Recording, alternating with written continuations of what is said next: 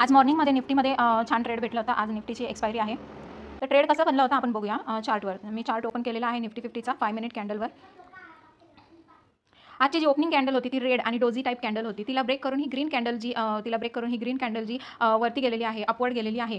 त्याच्यानंतर ही दुसरी जी कॅन्डल आहे ती या EMA वर क्लोज झाली आहे। EMA हा 9 EMA आहे आणि त्याच्यावर ही क्लोज झालेली आहे। त्याच्यानंतर ही 1 2 3 कॅन्डल ह्या त्याच्यावरच क्लोज झालेल्या आहे किंवा EMAच्या वर जी कॅन्डल क्लोज होते ती कन्फर्मेशनची कॅन्डल असते। त्याच्यानंतर हा ट्रेड ॲक्टिवेट होतो 25,070 25,060 60 और 65 इथे ॲक्टिवेट होतो। तो 25,100 पर्यंत मूव्ह झालेला आहे।